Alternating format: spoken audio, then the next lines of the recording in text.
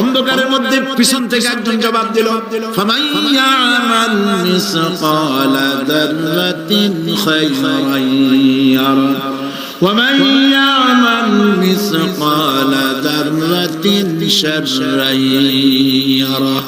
এর অর্থ হলো পৃথিবীতে কেউ যদি ছোট্ট একটি পাপ নেকির কাজ করে, সরিষা পরিমাণ নেকির কাজ যদি করে সেটা দেখতে পাবে, সরিষা পরিমাণ পাপের কাজ যদি করে সেটা দেখতে পাবে। ওমর রাদিয়াল্লাহু তাআলা কাঁদতেছিল, কিয়ামতে সব নেকি আর পাপ যা যা করছি সব দেখানো হবে। ইন্না লিল্লাহি ওয়া ইন্না ইলাইহি রাজিউন। আল্লাযী খালাকাল মাউতা ওয়াল হায়াতা লিয়াবলুয়াকুম আইয়ুকুম আহসানু আমালা।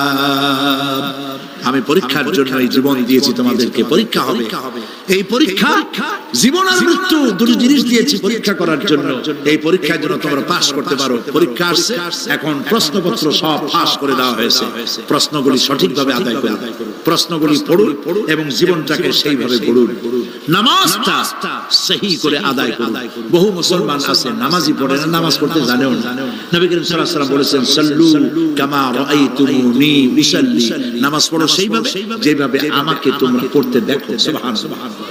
আর রাসূলুল্লাহ কেমনে নামাজ পড়তেন এইটা বর্তমান বিশ্বের শ্রেষ্ঠ হাদিস বিশারদ আল্লামা নাসিরউদ্দিন আলবানী তিনি ইন্তেকাল করেছেন। আল্লাহ পাক তাকে জান্নাতুল ফেরদাউসের মেহমান বানায়নি, বলেন আমিন। তার লেখা বই আছে রাসূলুল্লাহ সাল্লাল্লাহু আলাইহি ওয়াসাল্লামের নামাজ, বইয়ের নাম রাসূলুল্লাহ সাল্লাল্লাহু আলাইহি ওয়াসাল্লামের নামাজ। ছোট্ট বই। এই বইটা আপনারা কিনবেন। এই বইটা যেভাবে লেখা আছে নামাজ সেইভাবে পড়বেন। নামাজ রাসূল করিম ঠিক যেভাবে পড়েছেন ওইভাবেই লেখা আছে। আপনি আন্দাজে পড়লে হবে না, টুকুর টাকুর করে কয়েকটা সিজদা দিলেই হবে না। তাদিল আরকান, একটা সিজদা থেকে আরেকটা সিজদার মাঝখানে সময় দিতে হবে, রুকু থেকে দাঁড়ায় সময় দিতে হবে, ধীরে ধীরে নামাজ পড়তে হবে। অথচ আমরা নামাজ পড়ি সব থেকে ব্যস্ততার সাথে, দ্রুত রকেট সার্ভিস। কোরআন শরীফের ভিতরে নামাজের গুরুত্ব সর্বাধিক দেওয়া হয়েছে। নামাজের কথা কয়বার বলা হয়েছে? 82 বার আল্লাহ পাক বলেছেন নামাজ আদায় করো। 82 বার বলেছেন। আর নবীজি বলেছেন লা দীনা লিমান লা সালাতা লাহু, যার কাছে নামাজ নাই তার কাছে দ্বীন বলে কোনো জিনিস নাই। মান তারাকা সালাতান মুতাআম্মিদান ফাকাদ কাফারা, ইচ্ছে করে যে ব্যক্তি নামাজ ছেড়ে দিল কাফের হয়ে গেল, বলেন নাউজুবিল্লাহ। কিয়ামতের দিন বুখারী শরীফের হাদিস, আল্লাহ পাকের নবী বলেছেন কিয়ামতের দিন সর্বপ্রথম আল্লাহ জিজ্ঞেস করবেন বান্দা নামাজ পড়ছো কিনা। প্রথম প্রশ্ন কি বলেন? প্রথম প্রশ্ন কি? যার নামাজ কবুল তার সমস্ত নেক আমল মঞ্জুর, যার নামাজ কবুল হবে না কোনটাই মঞ্জুর হবে না। কথা বুঝতে পেরেছেন? নামাজ সঠিকভাবে আদায় করতে হবে। নবী করিম সাল্লাল্লাহু আলাইহি ওয়াসাল্লাম ইন্তেকালের 5 দিন আগে থেকে জ্বরাক্রান্ত হলেন, রোগাক্রান্ত হলেন, জ্বরে আর মাথার যন্ত্রণায় অস্থির হয়ে যেতে লাগলেন, বেহুশ হন আবার হুশ হন। যেদিন তিনি ইন্তেকাল করবেন তার আগের দিনেও তিনি জোহরের নামাজ পড়ার জন্য সাহাবীদের কাঁধের উপরে ভর দিয়ে নামাজ পড়তে গেছেন। পা উঁচু করে নিতে পারেন নাই, পা টেনে টেনে নিয়েছেন। তিনি সেখানে খুতবা দিলেন, বললেন ও আমার উম্মতেরা, এই পৃথিবীতে আল্লাহ রাব্বুল আলামিন তার এক বান্দাকে পৃথিবীর সব জাগতিক সম্পদ দিতে চেয়েছিলেন, কিন্তু সেই বান্দা সব জাগতিক সম্পদকে উপেক্ষা করে আল্লাহর সঙ্গে দিদার করা বেশি পছন্দ করেছেন। কেউ কিছু বুঝলো না। হযরত আবু বকর রাদিয়াল্লাহু তাআলা আনহু খুব কাঁদতে লাগলেন। তিনি বুঝতে পেরেছেন যে এই পৃথিবীতে সমস্ত সম্পদ দিতে চেয়েছিলেন আল্লাহ, যাকে তার নাম বিশ্ব নবী, তিনি সবগুলো উপেক্ষা করে আল্লাহর সঙ্গে দিদার করা বেশি পছন্দ করেছেন। আমরা অতি তাড়াতাড়ি নবীজি থেকে নবীর এতিম হয়ে যাব। পরের দিনে শাহ নামাজের রক্ত হলো, আযান হয়ে গেল, মসজিদে মুসল্লিরা ভরে গেছে, সাহাবায়ে কেরাম সব এসে গেছে।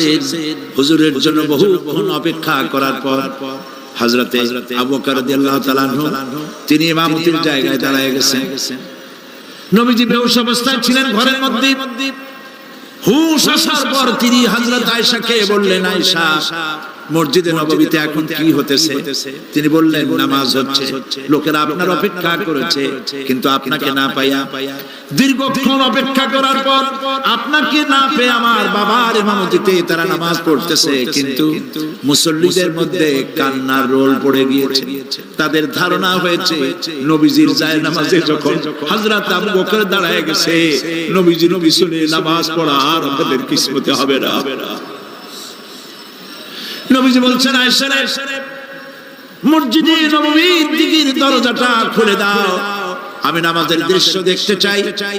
দরজা খুলে দেওয়া হলো।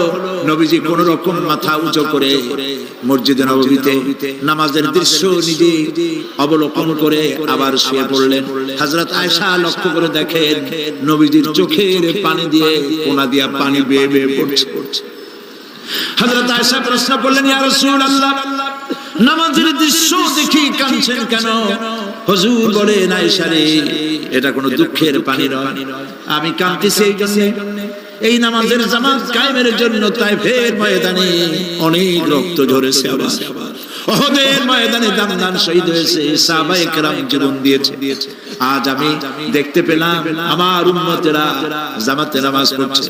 আমার ধারণা হলো ভবিষ্যতে কিয়ামত পর্যন্ত আমার উম্মতেরা এইভাবে জামাত বন্দী হয়ে নামাজ আদায় করবে। নবীজি আমার ব্যবসায় বললেন, মসজিদে নববী থেকে আজ আর কেউ বাড়ি যায় না, সবাই কাঁদে। আজ রাত বোধহয় নবীজি কাটাবেন না। মেয়েরা কাঁদতেছে, সাহাবায়ে কেরাম কাঁদতেছেন, আজওয়াজে মুতাহারাত তারা কাঁদতেছেন। নবীজির আবার হুঁশ হলো, তাকায় দেখেন ঘরের মধ্যে কান্নাকাটি, মসজিদে নববীতে কান্নাকাটি। সবথেকে বেশি কাঁদতেছেন মা ফাতেমা। নবীজি হযরত ফাতেমার কান্না দেখে ইশারা করলেন, কাছে আয়। হযরত ফাতেমা রাসূলের কাছে গেলেন, নবীজি কানে কানে কি যেন বললেন, কান্নাটা বন্ধ হয়ে গেল। হযরত আয়েশা জিজ্ঞেস করলেন, মা তোমার আব্বা তোমার কানে কি বলল আর কান্না বন্ধ হয়ে গেল? হযরত ফাতেমা বলে, আম্মাজি আমার আব্বা আমাকে বললেন, মা ফাতিমা তোমার কান্না আমার বরদাস্ত হয় না, কেঁদো না, আমি মৃত্যুর পরে সকলের আগে তোমার সাথে আমার দেখা হয়ে যাবে। হযরত ফাতেমা বলছেন, আম্মাজি আমি বুঝতে পেরেছি আমার আব্বার এই কথার অর্থ কি। নবীজির ইন্তেকালের পরে আত্মীয় স্বজনের মধ্যে সবার আগে আমার মৃত্যু হবে আর আমার পিতার সাথে আমি মিলিত হতে পারবো। রাত যখন শেষ হয়ে এলো, নবীজির হুঁশ হয়েছে, তাকায় দেখেন হযরত জিবরাইল দাঁড়ানো। হযরত জিবরাইল নবীজির চেহারা মোবারকের দিকে তাকায় বলেন, আসসালামু আলাইকা ইয়া রাসূলুল্লাহ, আল্লাহ আপনাকে সালাম বলেছেন আর আল্লাহ পাক জানতে চেয়েছেন আপনার মুখে আপনি কেমন আছেন। আল্লাহ জানেন আপনার অবস্থা কি, তারপরেও আপনার মুখে শুনতে চেয়েছেন আপনি কেমন আছেন। নবীজি বলছেন, জিবরাইল বড় কষ্টে আছি, বড়ই যন্ত্রণা, বড়ই কষ্ট। হযরত জিবরাইল বলছেন, ইয়া রাসূলুল্লাহ, আজকে এক নতুন ফেরেশতা আমি সাথে করে নিয়ে এসেছি। এই ফেরেশতা পৃথিবীর কোন নবী অথবা কোন মানুষের কাছে যাওয়ার জন্য অনুমতি চায় না। আজ আপনার কাছে অনুমতি ভিক্ষা চায় কাছে আসার জন্য। ওই ফেরেশতার নাম হচ্ছে মালাকুল মউত। হযরত মালাকুল মউত বলেন, ইয়া রাসূলুল্লাহ,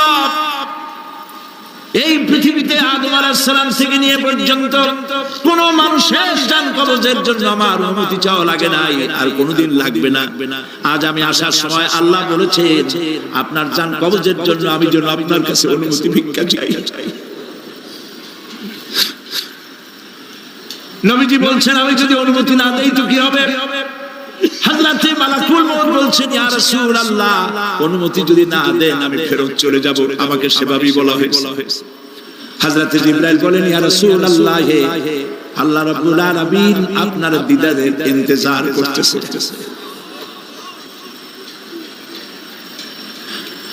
নবীজি বলছেন, মালাকুল মউত তুমি জান কবজের কাজ শুরু করো। মালাকুল মউত যখন কাছে এসেছে, রাসূল জিজ্ঞেস করলেন, আয়েশা ঘরে যে কয়েক টুকরা স্বর্ণ ছিল সেগুলোর কি অবস্থা? ছোট ছোট 6 টুকরা স্বর্ণ ছিল। হযরত আয়েশা বলছেন হুজুর আমি এগুলো রেখে দিয়েছি। হুজুর বলছেন না রাখতে পারবে না, আমার ইন্তেকালের আগে খয়রাত করে দাও। মুহাম্মদ সাল্লাল্লাহু আলাইহি ওয়াসাল্লাম আল্লাহর কাছে অবস্থায় উঠবে না যে তার ঘরের ভিতরে সোনা ছিল, দিয়ে দাও, খয়রাত করে দিয়ে দাও। হযরত মালাকুল মউত রাসূলের জান কবজ শুরু করে দিলেন। রাসূলুল্লাহ জীবনের শেষ কথা বললেন আসসালাত আসসালাত ওয়া মালাকাত আইমানুকুম। আমার উম্মতেরা বিদায় লগ্নে বলে গেলাম নামাজ নামাজ নামাজ ছেড়ে ছেড়ে।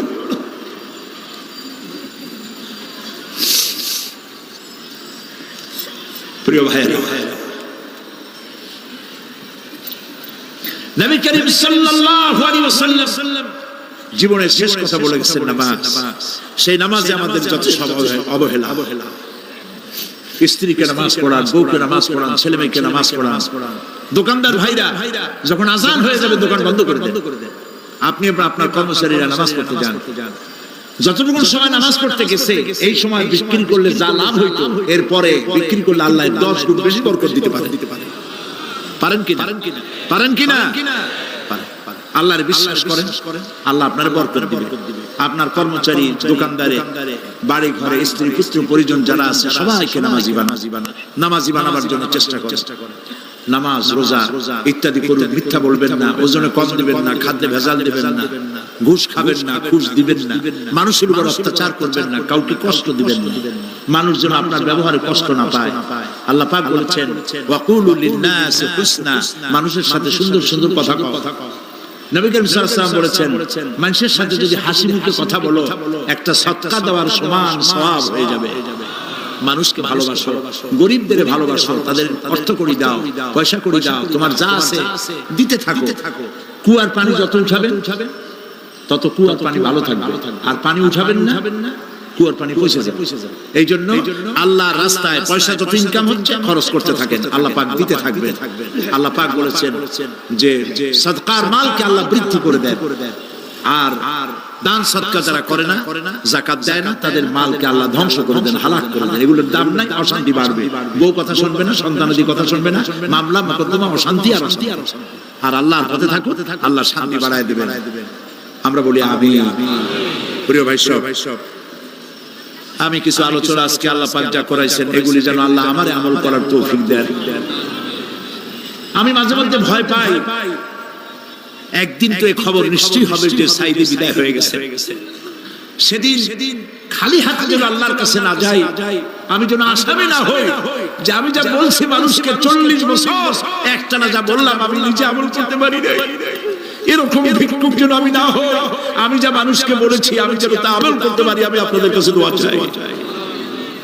আমরা কেউ বাঁচবো না, এই যে দেখা হলো আবার দেখা নাও হইতে পারে। সেই জন্য আমরা আমাদের জীবনকে যেন তৈরি করি। আপনারা কোরআন শরীফ পড়ুন, দ্বীন শিখুন, ঈমান শিখুন, ভালো থাকুন, ভালো হয়ে চলুন। আল্লাহ রাব্বুল আলামিন পরীক্ষার জন্য আমাদেরকে ময়দানে ছেড়ে দিয়েছেন। প্রশ্ন কি হবে আল্লাহ সব বলে দিয়েছেন। প্রশ্ন কি হবে? তোমার যৌবন, এ ব্যাপারে প্রশ্ন করা হবে। কোন পথে ইনকাম করেছো প্রশ্ন করা হবে। কোন পথে খরচ করেছো প্রশ্ন করা হবে। দ্বীনের ইলম যতটুকু হাসিল করেছিলে তার কতটুকু নিজে পালন করেছো, আর দ্বীনের দাওয়াত কতটুকু মানুষের কাছে পৌঁছায়ছো। প্রত্যেকটি ব্যাপারে কিয়ামতে আল্লাহর কাছে জবাব দিতে হবে। এই জন্য কবি বলছেন আমল সে জিন্দেগি বনতি হ্যায় ये जन्नत भी व जहन्नम भी ये खाकी अपनी फितरत है ना नारी ना नूरी। মানুষের জীবন আমল দিয়ে গঠন হয়, আমল দিয়ে জীবন গড়ে, নইলে এই মাটির তৈরি দেহ জান্নাত আর জাহান্নামের কিছু দিয়ে তৈরি হয় না। আপনি ইচ্ছে করলে দেহটাকে জাহান্নামের জন্য উপযোগী করতে পারেন, ইচ্ছে করলে এই দেহটাকে জান্নাতের জন্য উপযোগী করতে পারেন। এটি আপনার ইখতিয়ারে আল্লাহ দিয়েছেন। আপনাকে বাধ্য করা হয় নাই যে সেজদা না দিলে ফেরেশতা এসে ঘাড়ের উপরে পিটাবে, সুর সুর সেনা করলে পরে ঠ্যাং পিটায় ভেঙে দেওয়া হবে। না, আপনি বাধ্য নন। আপনি সম্মানিত জীব আল্লাহ, সম্মানিত প্রাণী আল্লাহ পাকের। সেই জন্য মানুষকে বাধ্য করা হয় না। অটোনোমাস বডি, অটোনমি দেওয়া হয়েছে, আপনাকে স্বাধিকার দেওয়া হয়েছে। চন্দ্র সূর্যের ব্যাপারে স্বাধিকার দেওয়া হয় নাই। রাত এখন 7:35 সূর্যের বাপেরও ক্ষমতা নাই বাংলাদেশে এখন উঁকি মারে, ঠিক কিনা? সে এখন আমেরিকায় রোদ দিচ্ছে, তাপ দিচ্ছে আমেরিকা। ওকে নির্ধারণ করা হয়েছে যেভাবে সেইভাবেই করতে হবে।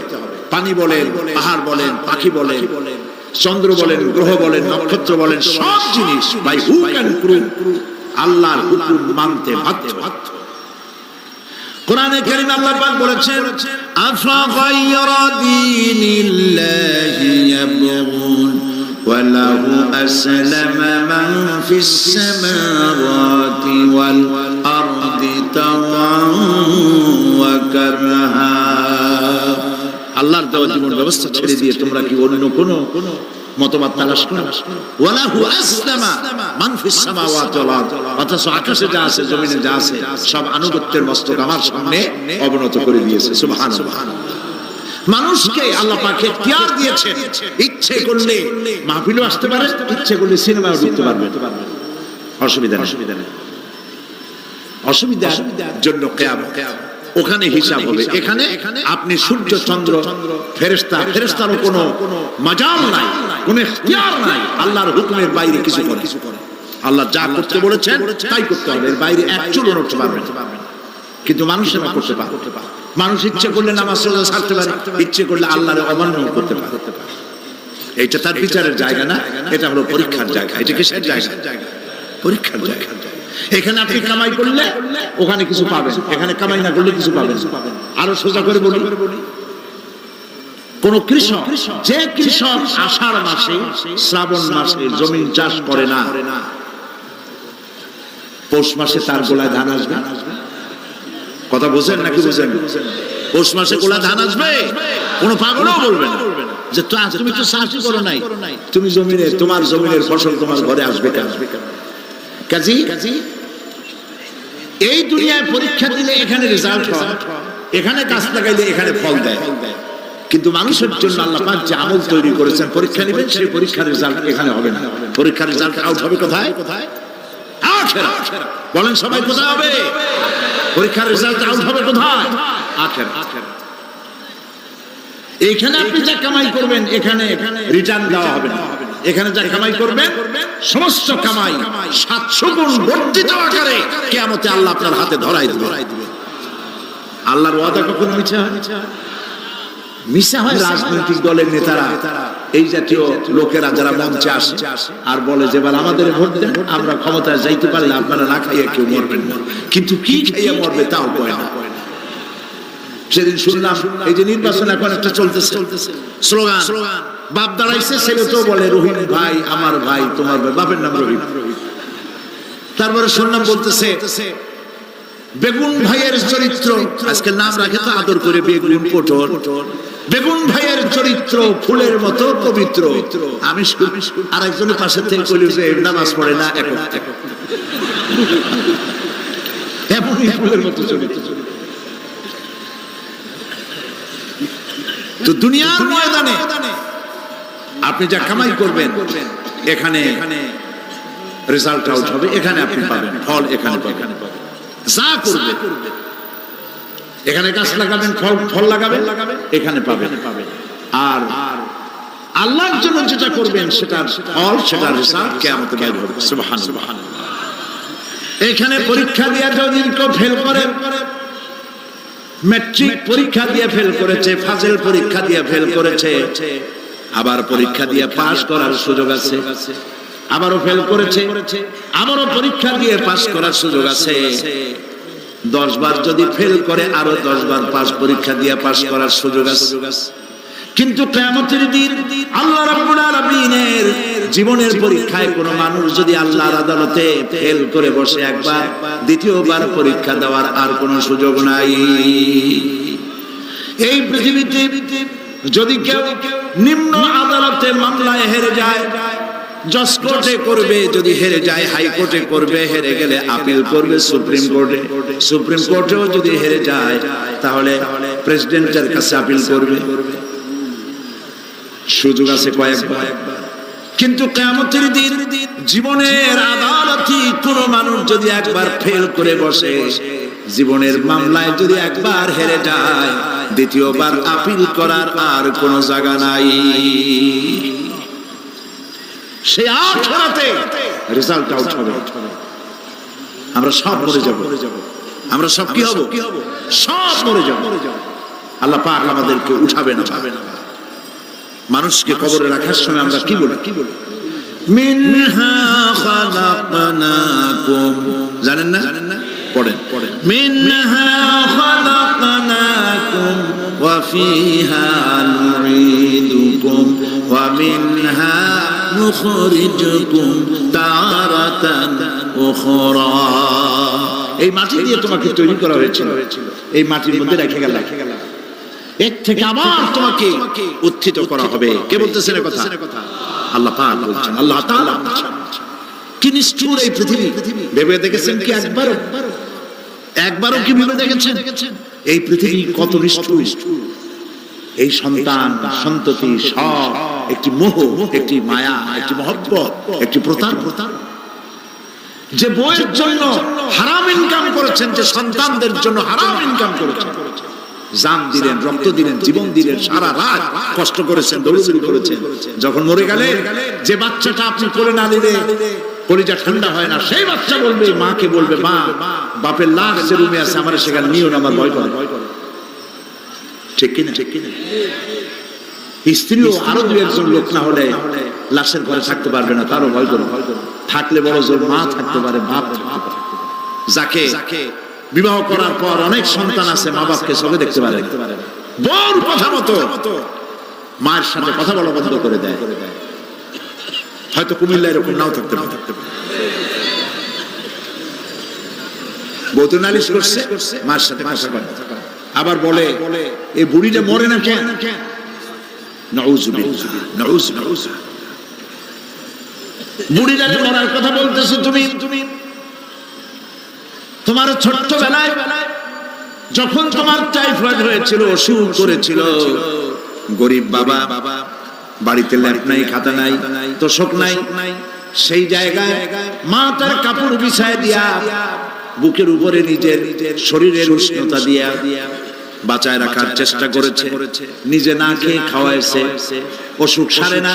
মা ওই মুমূর্ষু বাচ্চার সেরানে তার মাথার কাছে বসে তাহাজ্জুদের নামাজ পড়ে কোরআন শরীফ তেলাওয়াত করে, চোখ দিয়া পানি পড়ে আর বলতে থাকে, রব্বুল আলামিন আমার জীবনটারে দিয়া আমার কলিজার টুকরা সন্তানটারে বাঁচাইয়া দাও। যেই মা নিজের জীবন দিয়া সন্তান বাঁচাইতে চাইলো, সেই সন্তান আজকে বউ পাইয়া মাকে ভুলে যায়, মায়ের সাথে খারাপ ব্যবহার করে। আল্লাহ রাব্বুল আলামিন বলেছেন, মা বাবার সঙ্গে খারাপ ব্যবহার করো না, ভালোবাসায় কথা বলো। ওয়াকুল লাহুমা কাওলান কারীমা, সম্মানসূচক কথা বলো। মা বাবার জন্য দোয়া করো আমার কাছে। কে বলতেছে?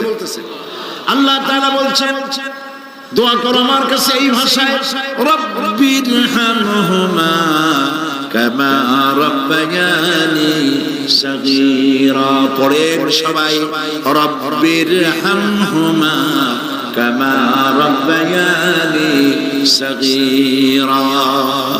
আয় আমার রব, আমার মা বাপ যেমনি ছোটবেলায় আমাকে অত্যন্ত যত্ন করে লালন পালন করেছে, আল্লাহ তাআলা তুমি দয়া করে আমার মা বাপকে তোমার রহমতের করে লালন পালন করো। সুবহানাল্লাহ। প্রত্যেক নামাজের পর সকলে এই দোয়া করবে, মনে থাকবে? মনে থাকবে? প্রিয় ভাই, সেই কিয়ামতের মাঠে আমাদেরকে উঠতে হবে, আল্লাহর দরবারে উঠতে হবে। সেই সময় আমাদেরকে কেউ উপকার করবে না। يوم لا ينفع مال ولا بنون, সম্পদ আর সন্তান সন্ততি কোনো কাজে লাগবে না। মা তার সন্তানকে চিনবে না, সন্তান তার মাকে চিনবে না, বাপ তার সন্তানকে চিনবে না, কেউ কাউকে পরিচয় দিবে না। কি মারাত্মক অবস্থা! মানুষ চরম অসহায় হয়ে যায়। চতুর্দিকে ফেরেশতার আনাগোনা, সূর্য মাত্র 1 হাত উপরে,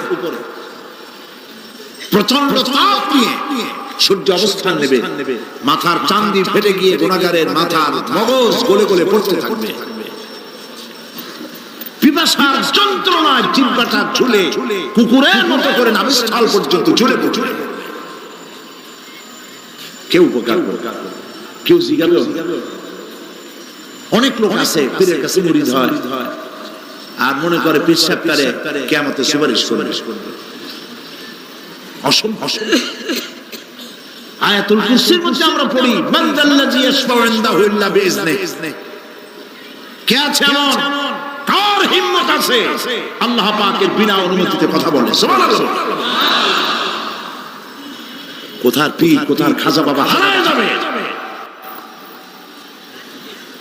ইব্রাহিম আলাইহিস সালামের মতো পয়গম্বর কি মনে করে আল্লাহর খলিল। ইব্রাহিম আলাইহিস সালাম আল্লাহর কি? আল্লাহর খলিল। আল্লাহর খলিল কিয়ামতের দিন বলবেন, আল্লাহ পাক, আয় আল্লাহ তাআলা, আমার বাপের কাছে আমার একটা ওয়াদা ছিল, আমি সুপারিশ করব তার জন্য, তুমি দয়া করে আমার বাপকে জাহান্নাম থেকে ক্ষমা করো, আমি তার জন্য সুপারিশ করতেছি। আল্লাহ তাআলা বলবেন, ইব্রাহিম, তোমার সুপারিশ মঞ্জুর হলো না। কথা বুঝতেছেন না? বুঝতেছেন না? ইব্রাহিম আলাইহিস সালাম যদি বাপের জন্য সুপারিশ করতে না পারে, ইব্রাহিম আলাইহিস সালাম তিনি যদি তার বাপের জন্য সুপারিশ করিয়া যদি ব্যর্থ হন, আপনার পিসাব কোন কামে লাগবে চিন্তা করেন। নবী করিম সাল্লাল্লাহু আলাইহি ওয়াসাল্লামকে প্রশ্ন করা হয়েছে, হে রাসূল, আপনার আব্বা আম্মার অবস্থা কি হবে? কথা কি শুনেন নাকি? আপনার আব্বা আম্মার অবস্থা কি হবে?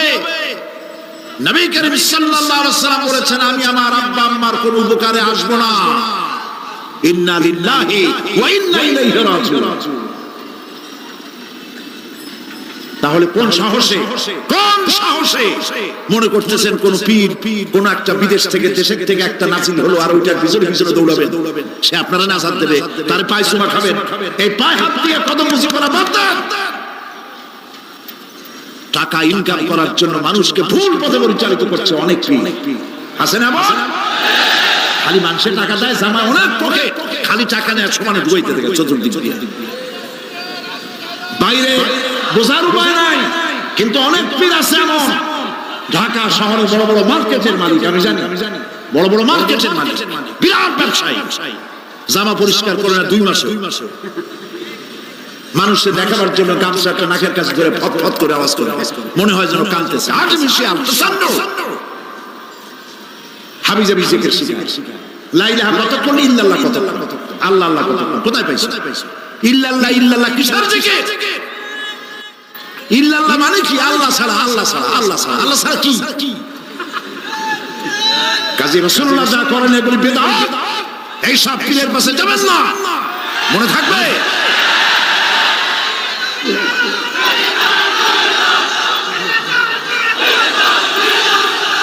প্রিয় ভাই সব, কিয়ামতের দিন আপনার আমল, একমাত্র আমল আপনাকে বাঁচাইতে পারবে। এই কোরআন শরীফে আল্লাহ পাক বলেছেন, ইয়া আইয়ুহাল্লাযীনা আমানু আবতাগু ইলাইহিল ওয়াসিলা, হে বিশ্বাসীরা ওসিলা করো। ধুরন্ধর এক শ্রেণীর লোকেরা এর অর্থ করেছে পীর। দুনিয়ার কোন তাফসীর, যত মুফাসসির পৃথিবীতে জন্মগ্রহণ করেছেন, কোন মুফাসসির এটা বলেন নাই আবতাগু ইলাইহিল ওসিলার মানে হলো পীর ধর্ম। বরং সমস্ত তাফসীর মুহাক্কিকিন বলেছেন আবতাগু ইলাইহিল ওসিলা আয় আমলে সালেহ, নেক আমলের ওসিলা ধরো। সুবহানাল্লাহ, নেক আমলের ওসিলা ধরো। প্রিয় ভাই সব, ধান্দাবাজি ছাড়তে হবে। কিয়ামতের দিন মানুষ একেবারে অসহায় হয়ে যাবে, কেউ সাহায্য করবে না। সেই দিন প্রশ্নপত্র সামনে আসবে, আমল নামাগুলি বেঈমানের পিছন দিক থেকে বাম হাতে আসবে আর ইমানদারের সামনে থেকে ডান হাতে আসবে। আমল নামা হাতে পাওয়ার সঙ্গে সঙ্গে বেঈমান বুঝে ফেলবে তার জায়গা কোথায়। কলিজা তখন গলার কাছে চলে আসবে। সত্য ছিল একসাথে। মনে করেন এই মাহফিলের মধ্যে মনে করে এখানে সন্ত্রাসী আছে, খুনি আছে, ওয়ান্টেড, মোস্ট ওয়ান্টেড আসামির মধ্যে আছে। ধরা যাচ্ছে না, অনেক মানুষের মধ্যে হঠাৎ করে অর্ডার হলো যে ভিতরে এসবিআই ঢুকিয়ে দেওয়া হয়েছে, গোয়েন্দা বিভাগের লোক ঢুকিয়ে দেওয়া আছে, সন্ত্রাসী মোস্ট ওয়ান্টেড যারা আছে বেরিয়ে পড়ো, এক মাসে চলে আসো। তখন অবস্থাটা কি হবে? মজা লাগবে? পায়ের রক্ত মাথায় উঠে যায়, চোখ দিয়ে রক্ত পড়া শুরু করবে। সমস্ত মানুষ একসাথে ছিল হাসরের ময়দানে, হঠাৎ করে অর্ডার হয়ে যাবে আনতাজুল ইয়াউমা আইয়ুহাল মুজরিমুন, হে অপরাধীর দলেরা আলাদা হয়ে যাও। ইন্না লিল্লাহ, আলাদা হয়ে যাও। সমস্ত মানুষ সেখানে খালি পায়ে উঠবে, কারো পায়ে জুতো নাই, স্যান্ডেল নেই, পরনে কোনো কাপড় নাই, গায়ে কোনো কাপড় নাই, মাথায় কোনো আবরণ নাই। হযরত আয়েশা সিদ্দিকা রাদিয়াল্লাহু তাআলা আনহা তিনি নবী করিম সাল্লাল্লাহু আলাইহি ওয়াসাল্লামের কাছে কিয়ামতের এই বর্ণনা শুনে কাঁদতেছিলেন আর বলতেছিলেন, হে আল্লাহর রাসূল, কিয়ামতে সকলকে ভাবে উঠতে হবে, এমনকি আমাকেও। হুজুর বললেন, প্রত্যেকটি মানুষকে উলঙ্গিনী হয়ে উঠতে হবে। তিনি প্রশ্ন করলেন, তখন কি শরম হবে না? নবী করিম সাল্লাল্লাহু আলাইহি ওয়াসাল্লাম বলছেন, জাহান্নামের ভয়তে কেউ কারো দিকে তাকাবার সুযোগ পাবে না। সব উপরের দিকে তাকায় থাকবে আর বলবে, আল্লাহ আমারে বাঁচাও, আল্লাহ আমারে রক্ষা করো। সমস্ত নবীরা, সমস্ত নবী আদম আলাইহিস সালাম থেকে শুরু করে ঈসা আলাইহিস সালাম পর্যন্ত সব নবী বলবেন, নাফসি নাফসি, আল্লাহ আমারে বাঁচাও, আমাকে রক্ষা করো। কোথায় যাবে আপনার পীর সাহেব? একমাত্র ব্যক্তি, একমাত্র ব্যক্তি বিশ্বনবী মুহাম্মদ রাসূলুল্লাহ সাল্লাল্লাহু আলাইহি। মানুষেরা হয়রান হয়ে যাবে, আদম আলাইহিস সালামের কাছে যাবে, আবাল বাশার আপনি প্রথম মানুষ, আমরা বিপদে শেষ হয়ে গেছে, 50,000 বছর দাঁড়ায় আছি। কয় বছর দাঁড়ায় থাকতে হবে? কোথায় আছে? এই কোরআন শরীফ 50,000 সানা মিম্মা তাউদ্দুন। এই পৃথিবীতে গণনা করলে 12 মাসে 1 বছর, 12 বছরে 1 যুগ, এরকম করে করে 50,000 বছর পৃথিবীতে গুনলে যত বড় লম্বা হয়, বিচারের দিনটা এত বড় লম্বা হবে।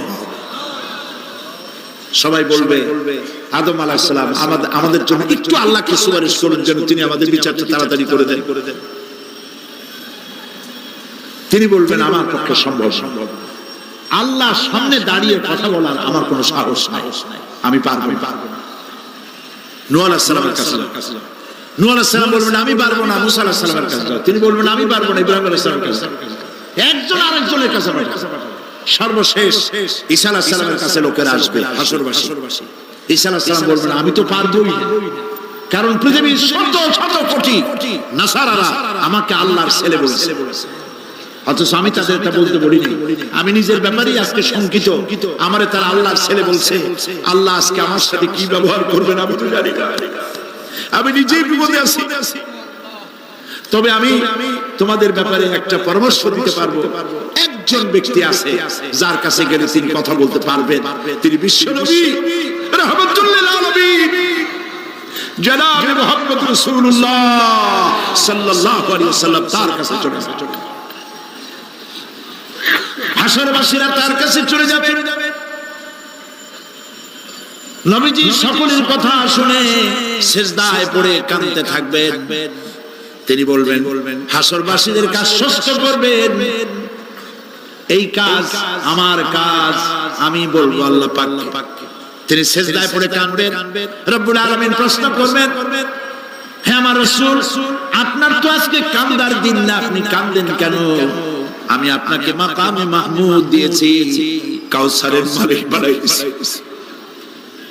আপনি জান্নাতে প্রবেশ করার আগে কেউ ভেস্তে যাইতে পারবে না, এই সম্মান দিয়েছি।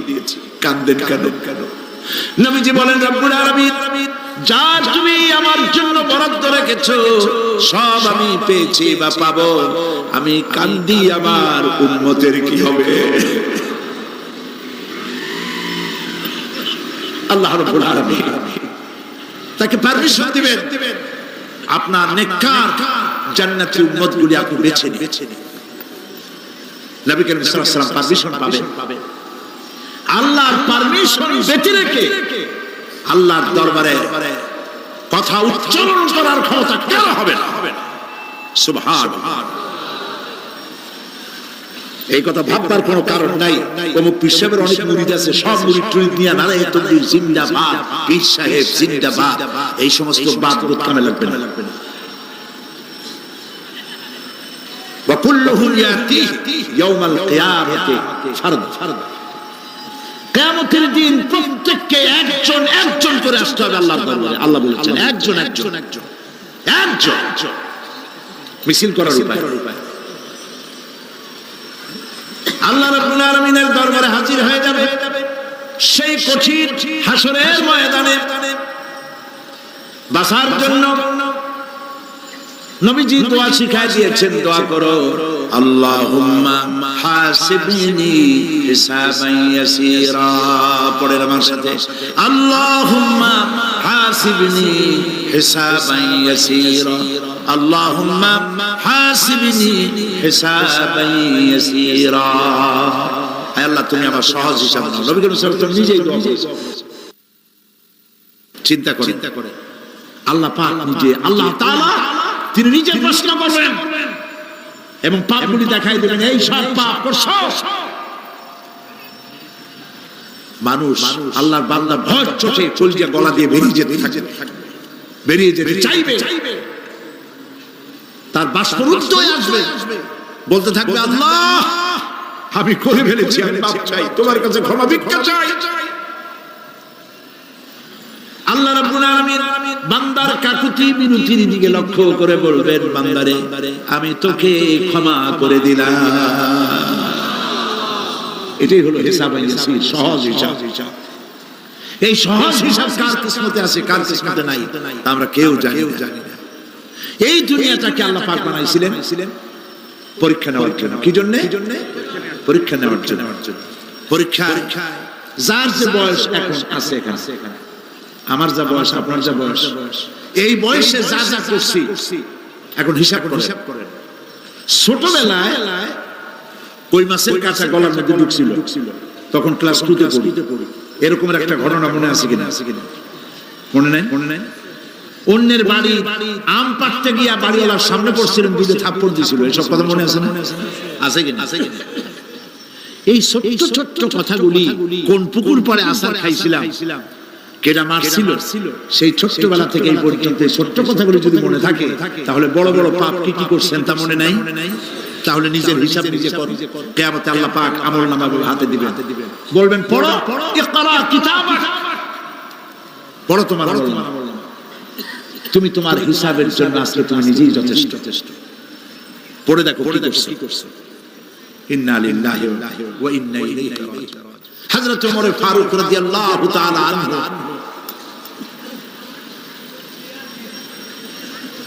তিনি একবার অন্ধকার রাত্রে যাচ্ছিলেন, পিছনে ছিল অনেক লোকজন ছিল। হাঁটতে হাঁটতে তিনি প্রশ্ন করলেন, আচ্ছা তোমাদের মধ্যে কি কেউ আছে এমন বলতে পারো যে কোরআন শরীফের মধ্যে সবথেকে হতাশাব্যঞ্জক আয়াত কোনটি? একজন জবাবে বললেন অন্ধকার, পিছনে।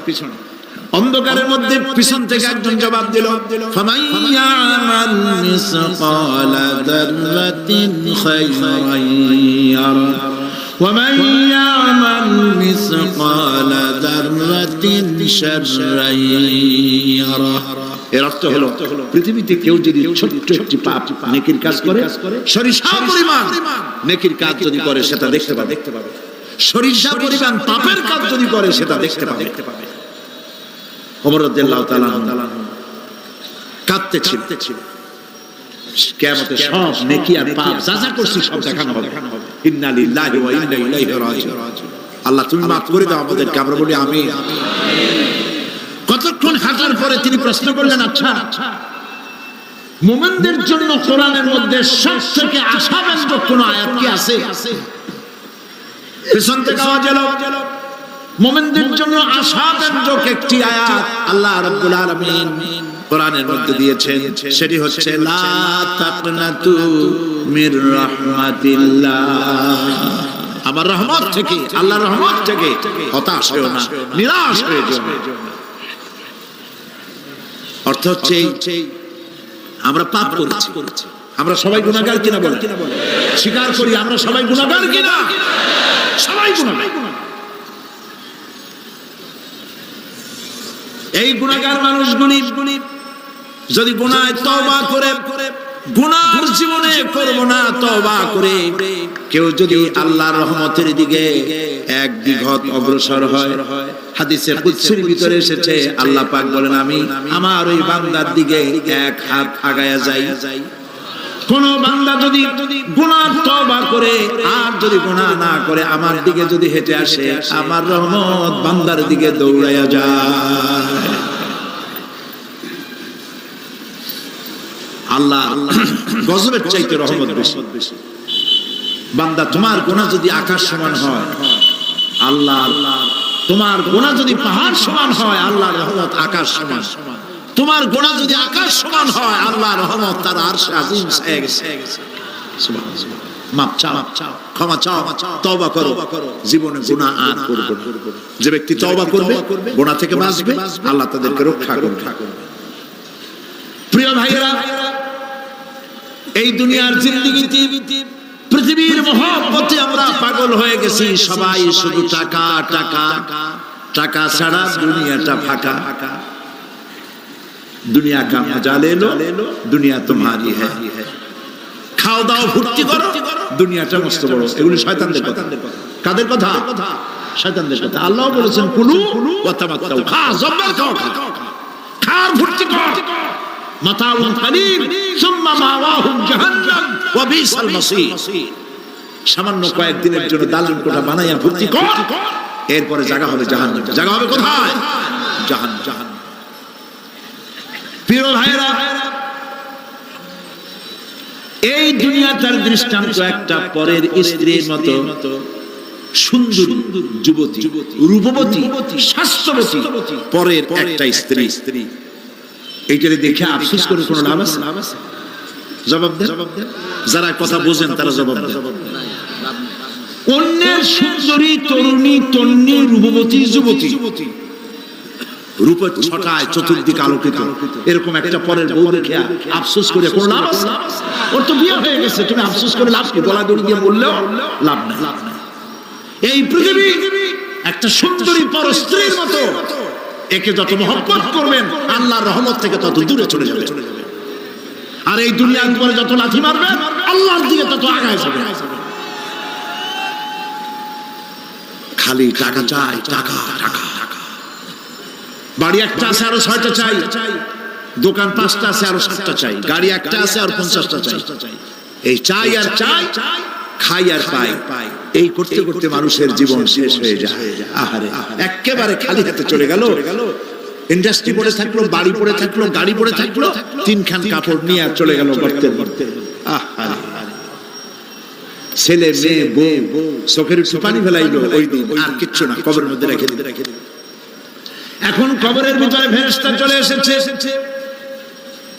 বেঈমান হয়ে যদি মারা যেয়ে থাকে, ঈমান নিয়ে মরে নাই, বেঈমান হয়ে মারা গেছে, কলেমা মনে আসে নাই। জিজ্ঞেস করা হবে মান রাব্বুকা মা দীনুকা মান নাবিয়ুকা, কে তোমার রব, কি তোমার দ্বীন, কে তোমার নবী? বেঈমান বলবে হায় হাতা লা আদরি, জানি না। নাউযুবিল্লাহ, বলেন নাউযুবিল্লাহ, জানি না। এখানে আপনি মুখস্থ করে গেলেই যে ওখানে জবাব দিতে পারবেন এমনটি হবে না। আমল করতে হবে, আমল তৈরি করতে হবে। আমল মানে কিন্তু এইটা না যে আপনি বসে বসে তাসবিহ পড়বেন, এটা লোকের আমল। যে লোকটা খুব আমলদার, খুব আমল করে। আমলের ইংরেজি হচ্ছে ওয়ার্ক, বাংলা হলো কাজ। তো কেউ বসে বসে কোনো কাজ নাই, তাসবিহ টিপতেছে, এটা কিন্তু আমল হইল। আপনার সমস্ত কাজগুলি হতে হবে আল্লাহরে খুশি করার জন্য। দোকানদারি করবেন আল্লাহরে খুশি করার জন্য। আচ্ছা, ওখানে পরে আসতেছে। কবরের ভিতরে জবাব দিবে আমি কিছু জানি না। কিছুই যখন জানলো না, শাস্তি শুরু হয়ে যাবে। সিজ্জিনে তার রূহ রাখা হবে, এই মাটির দেহ মাটির সঙ্গে মিশে যাবে। কবরের মধ্যে কোনো প্রচন্ড শাস্তি বা জাহান্নামের আগুন ইত্যাদি দিয়েছি, প্রচন্ড কোনো শাস্তি হবে না। শাস্তি হবে, কবর আযাব, আযাবুল কবর, আযাবে কবর হবে। তবে জাহান্নামের শাস্তি মতো হবে না। আসামি কনভিক্টেড না হওয়া পর্যন্ত, বিচার না হওয়া পর্যন্ত যেমন ফালায় রাখে জেলখানার কোন রুমে বা হাজতখানায়, ওই রকম সিজিন নামক একটা জায়গা আছে, ওইখানে রেখে দেবে। শাস্তি হবে কিসের উপরে? রুহের উপর। অনেকে মনে করে যে কবর হলো ওই শুধু মাটির মধ্যে ওইটা, কিন্তু এইটার নাম শুধু কবর না। মানুষের জীবনের 4টে স্তর। কয়টা স্তর? একটা হলো আলমে আরওয়াহ, আরেকটি হচ্ছে আলমে আজসাম অথবা আলমে আসবাব, আরেকটি হচ্ছে আলমে বারজাখ, আরেকটি হচ্ছে আলমে আখিরাহ। কয়টা হলো? 4টা। আলমে আরওয়াহ রূহের জগৎ, যেখান থেকে আমরা আসছি। আর আলমে আজসাম বা আলমে আসবাব হলো বস্তু জগৎ, যেখানে আমরা আছি। এরপরে মৃত্যু থেকে শুরু করে কিয়ামতের দিন পর্যন্ত যে সময়টা, এই সময়টার নাম হলো আলমে বারজাখ। বারজাখ শব্দের অর্থ হলো জবনিকা, পর্দা, স্ক্রিন, একটা পর্দার আড়ালে নিয়ে যাওয়া হবে। এরপর হবে আলমে আখিরাহ, যেখানে জবাবদিহির জন্য সকলকে উঠতে হবে। শাস্তি হবে রূহের উপর। এখন আপনি বলবেন যে রূহের শাস্তি হয় কেমনে? রূহ তো দেখা যায় না। রূহ কি দেখা যায়? রূহ সম্পর্কে প্রশ্ন করা হয়েছে, ওয়ায়াসআলুনাকা আনির রূহ কুলির রূহু মিন আমরি রাব্বি। নবী, আপনাকে প্রশ্ন করা হয় রূহ কি জিনিস, আপনি বলুন রূহ হচ্ছে আল্লাহ পাকের একটি অর্ডার। তো এই অর্ডার একটি হুকুম, যার কোনো আকার নাই। এইটারে আল্লাহ শাস্তি কেমনে দেবেন? এই শাস্তি আপনি এই দুনিয়ায় বুঝতে পারবেন। হঠাৎ করে আপনার গ্রেফতারি পরোয়ানা জারি হয়ে গেছে, তখন একটা টেনশন ক্রিয়েট করে। এই শাস্তিটা কোথায় হয়? বডির উপরে না রুহের উপরে? রুহের উপরে হয়। ঘুমায় আছেন, স্বপ্নে দেখতেছেন বাঘে তাড়াইতেছে, বউ কাছে শোয়া, পুলিশে তাড়াইতেছে, বাঘে তাড়াইতেছে, সাপে তাড়াইতেছে, ঘেমে ভয়, আপনি ভয়তে ঘেমে হার্টবিট এত বাড়ছে, ঘুমের থেকে জেগে বউরে ধমকাচ্ছেন যে আমারে বাঘে তাড়াইলো, তুমি একেবারে নাক ডেকে জন্মের মতো ঘুমাইতেছো। বউ তো টের পায়, ঠিক কিনা? এই যে বাঘে তাড়াইলো, পুলিশে তাড়াইলো, সাপে তাড়াইলো, ঘুমের মধ্যে কষ্টে ঘাম বেরিয়ে গেল, এই শাস্তিটা কিছু করে রুহের উপরে। এটা আল্লাহ দেখাই দিলেন, মরার পরে এর থেকে মারাত্মক কঠিন শাস্তি রুহের উপরে হবে। তারপরে বডি বানানো হবে জাহান্নামে যাওয়ার জন্য। এগুলির ব্যাপারে আমি আলোচনা করেছিলাম চট্টগ্রামে বছর সূরা নাবার তাফসীর করেছিলাম। সূরা নাবা, আম্মা ইয়াতাসাআলুন, 5 দিন তাফসীর করেছি। 31 জন হিন্দু খ্রিস্টান মুসলমান হয়ে গেছে চট্টগ্রাম। নবী করিম সাল্লাল্লাহু আলাইহি ওয়াসাল্লাম বলেছেন, কেউ যদি দুনিয়ায় বেঁচে থাকা অবস্থায় কিয়ামতের দৃশ্য দেখতে চায়, সেজন্য সূরা নাবা, সূরা আত-তাকবীর, সূরা নাজিআত, সূরা আল-ইনফিতার, এই সূরাগুলোর জন্য পড়ে, তাহলে দুনিয়ায় জীবিত থাকা অবস্থায় কিয়ামতের দৃশ্য দেখতে পাবে। ঈমানদার ব্যক্তি, যে ব্যক্তি মরার সময় মুখে উচ্চারণ করতে পেরেছে লা ইলাহা ইল্লাল্লাহু মুহাম্মাদুর রাসূলুল্লাহ, জোরে সোরে পড়েন লা ইলাহা লা ইলাহা লা ইলাহা লা ইলাহা ইল্লাল্লাহু মুহাম্মাদুর রাসূলুল্লাহ। কালেমা পড়ে মারা গেল। এরপরে কবরের ভিতরে মুনকার নাকির ফেরেশতা এসে হাজির হয়ে যাবে, প্রশ্ন করবে মান রাব্বুকা। ঈমানদার ব্যক্তি বলবে রব্বি আল্লাহ। বলেন রব্বি আল্লাহ। আমার রব কে? আল্লাহ না, আল্লাহ। মহব্বতের সাথে বলেন আল্লাহ। কেউ যদি হৃদয়ের গভীর কন্দর থেকে, কলিজার মধ্য দিয়ে, মনের মণিকোঠা থেকে একবার যদি গভীর রাত্রে জেগে একবার যদি বলে আল্লাহ, আল্লাহ পাক 70 বার সাড়া দিয়ে জিজ্ঞেস করেন, বান্দা কি চাও বলো, আমি হাজির। কি মজার নাম আল্লাহ! এর থেকে মজার নাম পৃথিবীতে নাই। এই মজা বেশি পাবে তাহাজ্জুদের সময়। সুবহানাল্লাহ বলুন। রাত জাগতে শিখুন, তাহাজ্জুদের নামাজের অভ্যাস করুন। সমস্ত নবীদের উপরে তাহাজ্জুদ পড়া বাধ্যতামূলক ছিল। গভীর রাতে সব ঘুমানো, আপনি জাগুন, উযু করুন, একটা রুমের মধ্যে একা চলে যান, দরজা বন্ধ করে দিন, তারপরে 6 রাকাত 8 রাকাত নামাজ পড়ে কান ধরে আল্লাহর কাছে বলতে থাকেন, আল্লাহ আমি এই সমাজের একজন নগণ্য মানুষ, তুমি দয়া করে আমারে কত টাকা দিছো, পয়সা দিছো, আমার মতো বিদ্যা জানাওয়ালা লোকেরা রিকশা চালায়, অফিসে চাকরি করে, খাইয়া বউরেও ভালো কাপড় দিতে পারে না, তুমি আমারে কই থেকে কই নিয়ে আসছো বাবু, তার আমি শুধু নাফরমানি করছি, গুনাহ করছি, মিথ্যা কথা বলছি, আল্লাহ তুমি আমারে মাফ করো। গভীর রাতে গুনগুন করে নিজের কানে ধরে অপরাধ স্বীকার করে কাঁদতে থাকেন আর ডাকতে থাকেন, ইয়া আল্লাহু ইয়া রহমানু ইয়া রহিমু ইয়া হাইয়ু ইয়া কাইয়ুম। পড়েন ইয়া আল্লাহু ইয়া রহমানু ইয়া রহিমু ইয়া হাইয়ু ইয়া কাইয়ুম, ইয়া আল্লাহু ইয়া রহমানু ইয়া রহিমু ইয়া হাইয়ু ইয়া কাইয়ুম। চোখের পানি নবীজি বলেছেন, আল্লাহর ভয়েতে গুনাহ করেছিল সেই লজ্জা করে, আল্লাহর ভয়েতে জাহান্নামের ভয়েতে মানুষ যখন কান্দে চোখের পানি নাকের অর্ধেক আসতে আসতে আল্লাহ পাক তার মাফ করে। আল্লাহ পাক মা বাচ্চা যদি কান্দে মা সইতে পারে বলে, মায়ের চাইতে আল্লাহর মহব্বত কম না বেশি? মহব্বতকে আল্লাহ পাক 100 ভাগ করেছেন, 1 ভাগ সারা বিশ্বের মাঝে ছড়িয়ে দিয়েছেন, আর 99 ভাগ আল্লাহ তার নিজের মধ্যে রাখছেন। একটা ভাগ ছেড়ে দিলেন পৃথিবীতে, সেই ভাগের থেকে যেটুকু মুরগি পেল, মুরগি তার বাচ্চা ঠেকাবার জন্য চিলের সাথে লড়াই করে, শিয়ালের সাথে লড়াই করে, গরু হাতির সাথে লড়াই করে, মানুষ তার সন্তানকে বাঁচাবার জন্য জীবনটাও দিয়ে দেয়।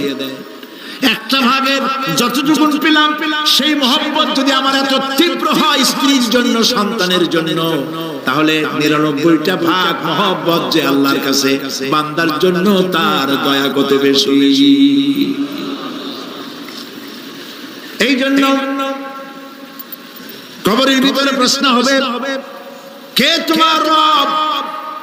মুমিন ব্যক্তি বলবে, রব্বি আল্লাহ, আমার রব আল্লাহ। ওয়া মা দীনুকা, তোমার দিন কি? বলবে দীনুল ইসলাম। ওয়া মান নবিয়ুকা, তোমার নবী কে? ওই লোক বলবে নবিয়ুনা মুহাম্মাদুর রাসূলুল্লাহ সাল্লাল্লাহু আলাইহি ওয়াসাল্লাম। হাদিসে এসেছে ওই সময় নবীজির চেহারা মোবারক দেখানো হবে, প্রশ্ন করা হবে, মা কুনতা তাকুলু ফি হাযার রাজুল, এই লোক সম্পর্কে তোমার ধারণা কি? লোকটি বলবে, হাদা নবিয়ুনা মুহাম্মাদুর রাসূলুল্লাহ সাল্লাল্লাহু আলাইহি ওয়াসাল্লাম, ইনি তো আল্লাহর রাসূল, আমার নবী। সঙ্গে সঙ্গে গায়েব থেকে আওয়াজ হবে, ফাফরিশু বিল জান্নাতি ওয়ালবিসু বিল জান্নাহ। আমার ফেরেশতারা আমার বান্দার জন্য জান্নাতের বিছানা কবরের মধ্যে বিছায় দাও, আর আমার বান্দাকে জান্নাতের পোশাক পরায় দাও, জান্নাতের পোশাক পরায়, জান্নাতের বিছানা বিছায় দাও, আর তার কবরটাকে প্রশস্ত করো, ইলা মাদ্দা বাসারা, যদ্দূর তার চোখের দৃষ্টি যায় তদ্দূর বড় বানায় দাও কবর। ফেরেশতারা বলবেন, নুম কানাউমুল উরুস, দুলামিয়া যেমন বাসর সজ্জায় বউজায় ঘুমায়, তুমি আরামে ঘুমায় থাকো, ইলা ইয়াউমিল কিয়ামত। ভাই সাহেব, এই পৃথিবী সব ফাঁকিবাজি, মোহ, সব স্ত্রী পুত্র পরিজন মাল ধন কিচ্ছু না, কোনো দাম নাই। আল্লাহকে ভয় করো, আল্লাহকে ভয় করে চলো। ভয় তো করতে পারলাম না, এত বড় একটা রমজান মাস চলে গেল,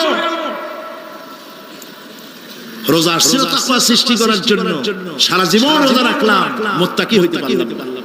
এটা ঠিক কিনা বল? সারা জীবন রোজা রাখলাম, মুত্তাকি হইতে পারি না। এখনো মিথ্যা কথা বলি, ওজনে কম দেই, খাদ্যে ভেজাল দেই, কথা ঠিক কিনা? মিথ্যা কথা বলতেছে, মিথ্যা কথা বলা কবিরা গুনাহ, মিথ্যা কথা বলা সমস্ত গুনার মা। কথায় কথায় মিথ্যা বলা হচ্ছে। দোকানদারি করতেছেন, কষ্ট করে মাল কিনছেন, লাভের জন্য তো কিনছেন, মিথ্যা কোন কেন? ওজনে কম দিচ্ছে, ভেজাল দিচ্ছে, ভেজাল দিয়া কম দিয়া কয় টাকা উপার্জন করবেন, আর কতগুলি খাইতে পারবেন আপনি? চাউলের মধ্যে তুষ দিলেন, কুড়া দিলেন, পাথর দিলেন। আহারে মুসলমান, কি কপাল! কপাল ওজন দিতে গিয়ে একটু খিস দিয়ে ধরে যেদিকে পাথরটা, আর মালটা যেদিকে সেদিক একটু নিচু করে দেয়। যে কেনে সে মনে করে মাশাআল্লাহ, লোকটা তো খুব ভালো, আমার তো বেশি দিচ্ছে। কিন্তু বাড়ি যেয়ে দেখবেন আপনার 14 গ্রাম কম দিচ্ছে। ও 14 গ্রাম তো না, এখন তো গ্রাম বলে, আগে তো আমরা ছটক মটক বলছি, এখন গ্রাম বলে সুবিধার। এগুলি কি আমি বানায় বলতেছি না? কথা ঠিক। কি লাভ? জমিনের আইল ঠেলতেছে, পরের জমিন দখল করতেছে, বোনেরে ঠকাইছেন, ভাইরে ঠকাইছেন, ভাইয়ের সম্পত্তি ফেরত দেন নাই। আহা, এই যে দুরবস্থার সৃষ্টি হলো, আমলের পরিবর্তন হলো না। মসজিদ বানাইছি সব দালান, মসজিদগুলি সব বিল্ডিং হয়ে গেছে। নবী করিম সাল্লাল্লাহু আলাইহি ওয়াসাল্লাম বলেছেন, মাসাজিদুহুম আমিরাতুন ওয়া হিয়া খারাবুম মিনাল হুদা। মসজিদগুলি সব দালান হয়ে যাবে শেষ যুগে। এগুলি নবী করিম সাল্লাল্লাহু আলাইহি ওয়াসাল্লাম ভবিষ্যৎবাণী। মসজিদগুলি কি হবে? সব বিল্ডিং হয়ে যাবে। ওয়া হিয়া খারাবুম মিনাল হুদা, হেদায়েত থেকে খালি হয়ে যাবে। হেদায়েত খালি মসজিদ, building, tiles, mosaic, air condition সব আছে, হেদায়েত। কবি বলতেছেন, मस्जिद तो बना ली है शब भर में ईमान की हरारत वालों ने, मन पुराना पापी रहा बरसों में नमाजी बनना सिखा। মন চাইছে তাড়াতাড়ি করে মসজিদ একটা বানাই ফেলাইছে, কিন্তু বছর বছর নামাজ পড়লো, মন সেই পুরানা পাপী রয়ে গেছে, সেই পাপ থেকে সে বাঁচতে পারে না।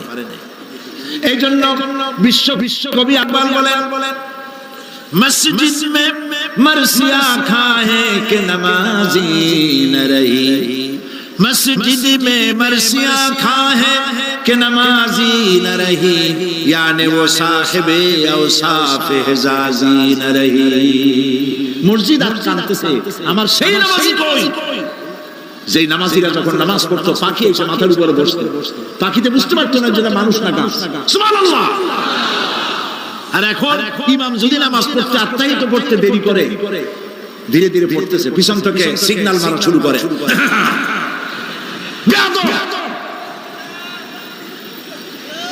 ইমাম যদি নামাজের মধ্যে, ইমামকে কখনো গলায় কাশি দিয়ে আপনি ডিকটেট করতে পারবেন না, তুমি নামাজ নষ্ট হয়ে যাবে। অনেকে করে কিনা বলে, ওর নিজেরটা শেষ হয়ে গেছে, এই জন্য ইমাম করে না কেন, সেই জন্য কাশি দেয়। এটা ফাজলামি করার জায়গা।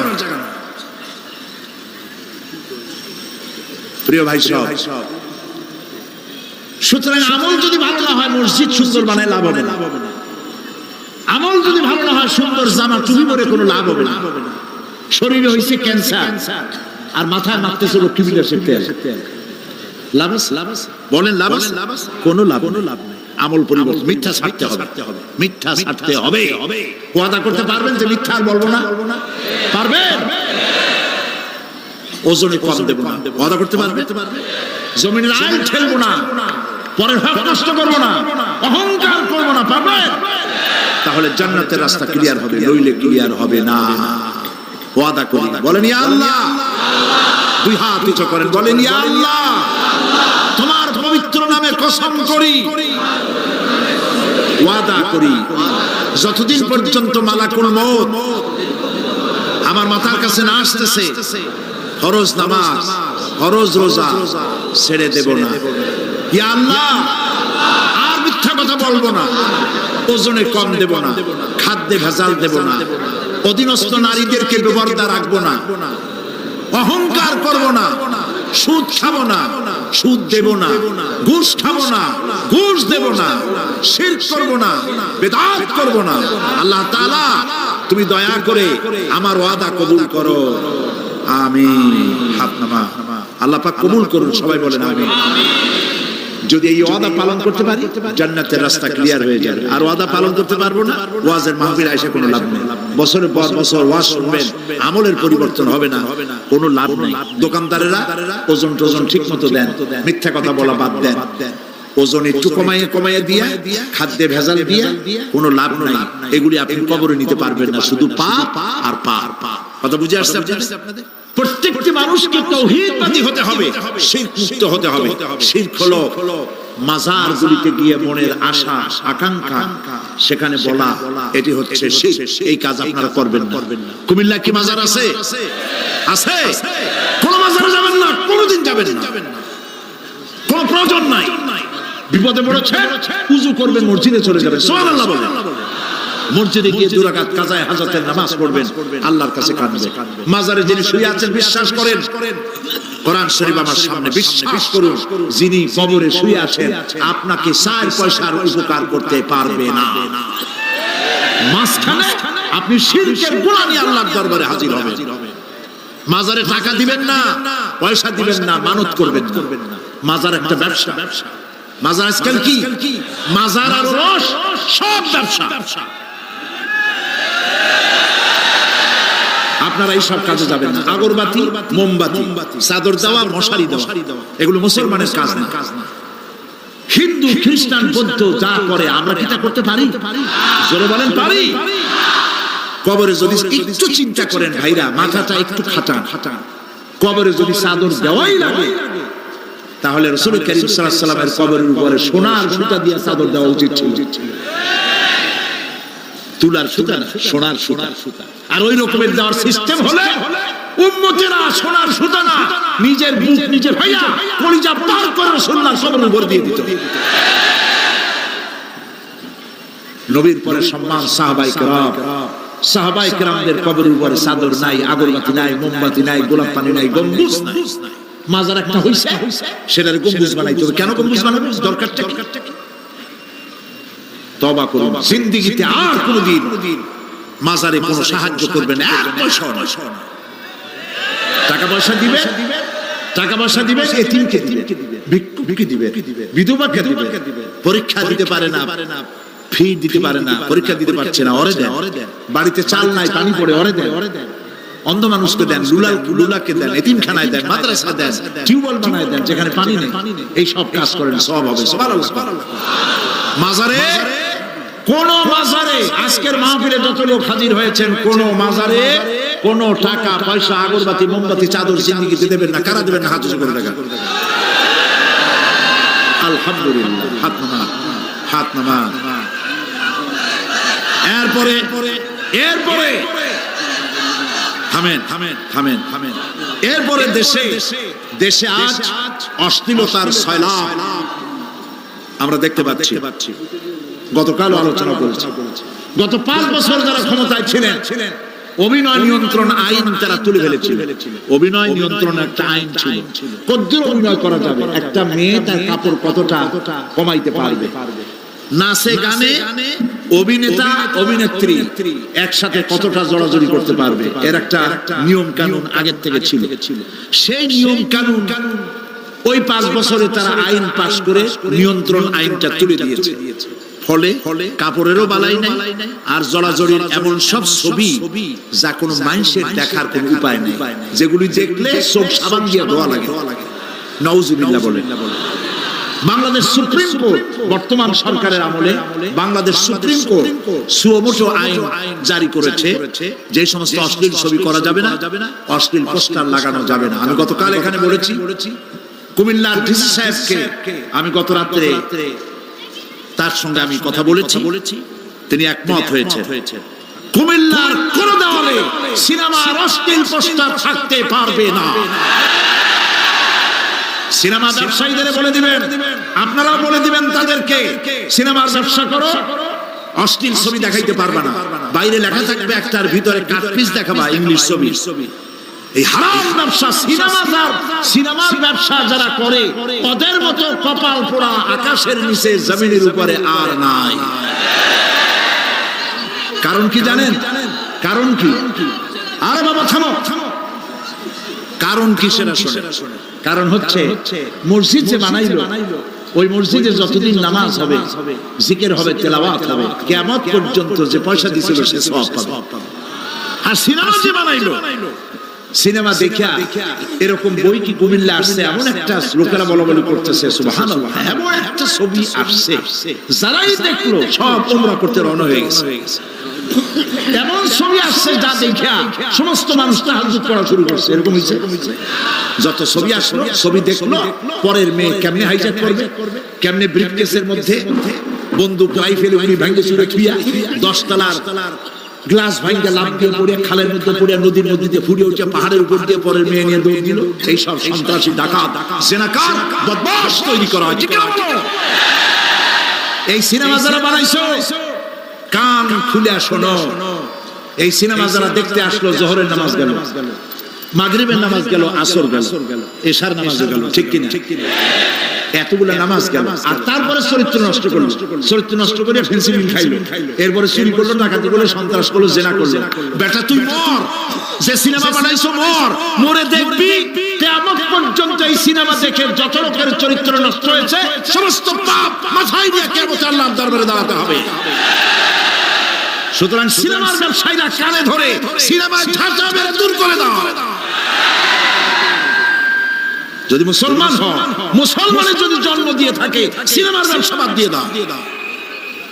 আল্লাহ রহম করুন, বলেন আমিন। রব্বানা যালামনা আনফুসানা ওয়া ইন লাম তাগফির লানা ওয়া তারহামনা লানাকুনান্না মিনাল খাসিরিন। সবাই পড়েন আমার সাথে, রব্বানা যালামনা আনফুসানা ওয়া ইন লাম তাগফির লানা ওয়া তারহামনা লানাকুনান্না মিনাল খাসিরিন। হে আল্লাহ তাআলা, তোমার আরশে আজিম থেকে তাকায় দেখো, কুমিল্লার ঈদগাহ ময়দানে বিশাল ময়দান, রাস্তাঘাট মানুষ উপচে পড়েছে, লাখো জনতা। আমরা গুনার বোঝা নিয়ে তোমার দরবারে হাত তুলেছি। রব্বুল আলামিন, আমাদের গুনার দিকে তাকায়ও না, আমাদের চোখের দিকে আর মুখের কাকুতি মিনতির দিকে তাকায়া আমাদের জিন্দেগির গুনাহ মাফ করে দাও। রব্বুল আলামিন, সারা জীবন নাফরমানি করেছি, শিরক বিদআত সহ এমন কোন গুনাহ নাই যা কম বেশি আমরা করি নাই। আল্লাহ তাআলা দয়া করে আমাদের জীবনের গুনাহ মাফ করে দাও। আয় আল্লাহ তাআলা, আমাদের মধ্য থেকে যাদের আব্বা জান দুনিয়া থেকে বিদায় হয়ে গেছে, আমাদেরকে কত কষ্ট করে তারা মানুষ করেছিলেন, আজকে তারা দুনিয়ায় নাই। আল্লাহ তাআলা, বিদেশে যদি আত্মীয় স্বজন চলে যায়, মাসে মাসে অথবা প্রতিদিন টেলিফোনে খবর পাওয়া যায় আমাদের মা বাপ দুনিয়া থেকে বিদায় হয়ে গেছে, বছর পর বছর, যুগের পরে যুগ, কি অবস্থায় আছে কোনো খবর জানি না। রব্বুল আলামিন, আমাদের গর্ভধারিণী জনম দুঃখিনী মা নিজে না খেয়ে আমাদেরকে খাওয়াইছে, গর্ভে রেখে কষ্ট করেছেন, ডেলিভারি করতে কষ্ট করেছে, 2.5 বছর বুকের দুধ খাওয়াইয়া মানুষ করেছে। আমাদের মা বাপ যাদের দুনিয়া থেকে বিদায় হয়ে গেল, আল্লাহ কবরটাকে জান্নাতের টুকরা বানায়া দাও। রব্বির হামহুমা কামা রব্বায়ানি সগীরা। সবাই পড়ে, রব্বির হামহুমা কামা রব্বায়ানি সগীরা। আয় আল্লাহ তাআলা, সারা পৃথিবীতে আজ মুসলমানদের বড়ই দুর্দিন, মুসলমানদের পক্ষে কথা বলার লোক আজ আর নাই। আল্লাহ তাআলা, কাশ্মীরের মুসলমানেরা কষ্ট পেয়েছে, তাদেরকে পাখির মতো গুলি করে হত্যা করা হচ্ছে, প্যালেস্টাইনি মুসলমানদেরকে অভিশপ্ত ইহুদিরা মারতেছে। হে আল্লাহ তাআলা, বাগদাদের যে ইরাকে অনেক নবীর মাজার আছে, মাহবুবে সুবহানী, কুতুবে রব্বানী, শেখ মহিউদ্দিন আব্দুল কাদের জিলানী রাহমাতুল্লাহ আলাইহি যে মাটিতে শুয়ে আছে, মুসলমানের দেশ, হে আল্লাহ তাআলা, কাফেররা সব ঐক্যবদ্ধ হয়েছে, মুসলমান দেশগুলি শেষ করে দেবে। আল্লাহ তোমার কাছে সাহায্য চাই। চেচনিয়া, বসনিয়া, প্যালেস্টাইন, কাশ্মীর সহ দুনিয়ায় যত জায়গায় মুসলমানেরা বিপদে আছে, আল্লাহ তুমি নিজে সাহায্য করো। রব্বুল আলামিন, আমরা মুসলমান, আমরা গুনাহ করেছি, সাহায্য চাবার মতো যোগ্যতা হারিয়ে ফেলেছি। আল্লাহ আমরা স্বীকার করি আমরা গুনাহগার। আয় আল্লাহ, আমরা হাজারবার স্বীকার করি, নত শিরে স্বীকার করি আমরা গুনাহগার। কিন্তু একটা ভালো পরিচয় আমাদের আছে, সেই পরিচয়টা হলো আমরা তোমার হাবিবের উম্মত। আয় আল্লাহ তাআলা তোমার হাবিবের সাদকায় আল্লাহ তুমি দুনিয়ার মুসলমানদের দিকে রহমতের নজরে তাকাও। আল্লাহ আমাদের জীবনের গুনাহ মাফ করে দাও। আল্লাহ মুসলমানদেরকে তুমি সাহায্য করো রব্বুল আলামিন। কিয়ামতের দিন যেদিন পায়ের নিচে হবে তামার মতো মাটি, গুনাহগারের মাথার চান্দি ফেটে গিয়ে মগজগুলো গলে গলে পড়বে, জিহ্বাটা নাভিস্থল পর্যন্ত ঝুলে পড়বে, ময়দানে সারা পড়বে পানি পানি বলে। আল্লাহ ওই দিনে তোমার হাবিবের হাতের কাউসারের পেয়ালা আমাদের নসিব করে দিও। তোমার হাবিব বলেছেন 3000 বছর ধরে তুমি জাহান্নামের আগুন উত্তপ্ত করেছো, রক্ত মাংসের শরীর নিয়ে আমরা আগুনে জ্বলতে পারবো না। আল্লাহ জাহান্নামের আগুন আমাদের জন্য হারাম বানায়া দাও। আল্লাহুম্মা আজিরনা মিনান নার। সবাই পড়েন আল্লাহুম্মা আজিরনা মিনান নার, আল্লাহুম্মা আজিরনা মিনান নার। আয় আল্লাহ তাআলা আমাদের আকীদা, আমাদের বিশ্বাস হলো এই, আমরা এখন কোথায় বসা তুমি দেখতে পাচ্ছ, আমরা কি বলতেছি তুমি নিশ্চয়ই শুনতে পাচ্ছ। তুমি একটু তাকায় দেখো তো বাবু, এতগুলি হাত তো কোনো পীরের দরবারে ওঠে নাই, কোনো বাজারে গিয়ে ওঠে নাই, কোনো মন্ত্রীর কাছে ওঠে নাই, কোনো প্রেসিডেন্টের কাছে ওঠে নাই। রাজা ধীরাজ, সম্রাটের সম্রাট, বিশাল আকাশের মালিকের কাছে হাত তুলেছি, মালিক খালি হাতে ফেরত দিও না, মালিক খালি হাতে ফেরত দিও না। হে আকাশের মালিক, হে জমিনের মালিক, হে আমাদের রব, আমাদেরকে খালি হাতে ফেরত দিও না বাবু। আল্লাহুম্মা লা তারুদ্দানা খাইবিন, আল্লাহুম্মা লা তারুদ্দানা খাইবিন। আল্লাহ তাআলা একেবারে কিছু না দিয়া খালি হাতে ফেরত দিও না। কয়েক সেকেন্ড আমি আপনাদের জন্য ছাড়লাম, মাথা নিচু করুন, চক্ষু বন্ধ করুন, যার যা বলার বলেন, দোয়া কবুল হয়ে যাবে ইনশাআল্লাহ। বলে যার যা বলার দরকার মিনতির সাথে কাকুতি মিনতি করে বলে।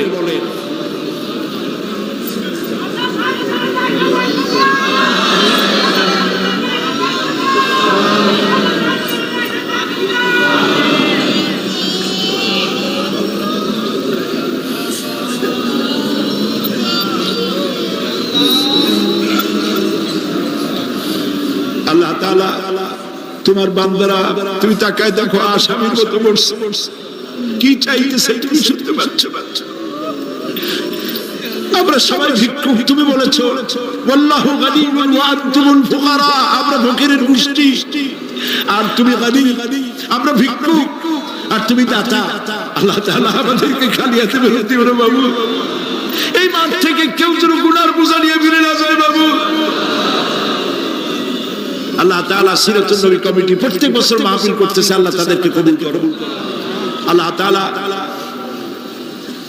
জনাব এম এস চৌধুরী সাহেব বার্ধক্যে পৌঁছে গেছেন, তার স্ত্রীর প্রতি তার প্রতি রহম করো। ওনার সাথে যারা আছে কাজী বিন মোহাম্মদ সাহেব, রব সাহেব সহ যারা আছেন সকলের প্রতি রহম করো। আল্লাহ তাআলা এই কুমিল্লাকে ইসলামী আন্দোলনের দুর্গ বানায় দাও। শিবিরের যে ছেলেটি ক্যান্সার রোগাক্রান্ত হয়েছে, ডাক্তার বলেছে 3-4 মাসের বেশি বাঁচবে না, কিন্তু তুমি ভালো জানো আল্লাহ পাক, আমরা এই ছেলেটির জীবন তোমার কাছে ভিক্ষা চাইতেছি বাবু, তুমি ভিক্ষা দিয়া দাও। আল্লাহ তাআলা এইভাবে যাদের কিডনি নষ্ট হয়েছে, হার্টের ভালভ নষ্ট হয়েছে, তুমি মেহেরবানি করে তাদেরকে তা দিয়ে দাও। আল্লাহ প্রত্যেকের প্রতি রহম করো। আল্লাহ তাআলা আর একটা কথা বলি, তুমি তো সেই মহান সত্তা যার কাছে বেশি চাইলে অসন্তুষ্ট হও না। পৃথিবীতে সবাই বারবার চাইলে অসন্তুষ্ট হয়, তুমি বরং না চাইলে অসন্তুষ্ট হও। মাবুদ, তুমি দয়া করে আমাদের বিবি বাল বাচ্চা যা দান করেছো সবগুলিকে দিনদার বানাও, নামাজি বানাও, পরেশগার বানাও। আমাদের সন্তানগুলি আমরা হেদায়েত করতে পারবো না, আমাদের স্ত্রীদের আমরা হেদায়েত করতে পারবো না, হেদায়েতের মালিক তো তুমি। তুমি দয়া করে আমাদের স্ত্রী, আমাদের সন্তানদেরকে হেদায়েত করো, মুত্তাকি বানাও, ইখলাস দাও, তাকওয়া দাও, তোমার ভয় দাও। আল্লাহ তাদেরকে হেদায়েত নসিব করে দাও। আয় আল্লাহ, আমাদের প্রিয় জন্মভূমি বাংলাদেশ, এর স্বাধীনতা সার্বভৌমত্ব কিয়ামত পর্যন্ত অক্ষুণ্ণ রাখো। সীমান্ত এলাকায় ভারত বাংলা ভাষী ভারতীয় মুসলমানদেরকে উন্মুক্ত আকাশের নিচে ফেলে রেখেছে। তাদের খাবার নাই, পরার নাই, বন্দুকের নল তাদের দিকে তাক করে রেখেছে। আল্লাহ তাআলা ভারতের এই জালিম কাফের সরকারের হাত থেকে মুসলমানদেরকে রক্ষা করার জন্য তোমার কাছে আমরা ভিক্ষা করতেছি, দরখাস্ত করতেছি আল্লাহ। ভারতের জালেম কাফের মুশরিক সরকারের হাত থেকে মুসলমানদেরকে বাঁচাও, রক্ষা করো। বাংলাদেশে এক শ্রেণীর লোকেরা বাংলাদেশের বিরুদ্ধে দেশে বিদেশে ষড়যন্ত্র আর অপপ্রচার করছে। আল্লাহ তাআলা এই হিংসুকদেরকে অপপ্রচার থেকে বিরত করে দাও। আল্লাহ তাদের হেদায়েত নসিব করে দাও। আল্লাহ তাদের হেদায়েত নসিব করে দাও। কপালে হেদায়েত না থাকলে এগুলির দুনিয়া থেকে গজব দিয়ে বিদায় করে দাও আল্লাহ তাআলা। রব্বানা تقبل منا إنك أنت السميع العليم وتب علينا إنك أنت التواب الرحيم। আয় আল্লাহ তাআলা আমাদের দেশের সেনাবাহিনী, আমার দেশের মিডিয়া, আমার দেশের পুলিশ বাহিনী, তাদেরকে দ্বীন দাও, ঈমান দাও, চরিত্র দাও, ভালো রাখো আল্লাহ। তাদের উপরে তোমার রহমত নাজিল করো। রিকশাওয়ালা, ঠেলাওয়ালা, কুলি মজুর কষ্ট করে যারা রুজি কামাই করে আল্লাহ তাদের রুজিতে বরকত দিয়ে দাও। سبحان ربك رب العزة عما يصفون وسلام على المرسلين والحمد لله رب العالمين واجعل آخر كلامنا عند الموت لا إله إلا الله محمد رسول الله. السلام عليكم ورحمة الله.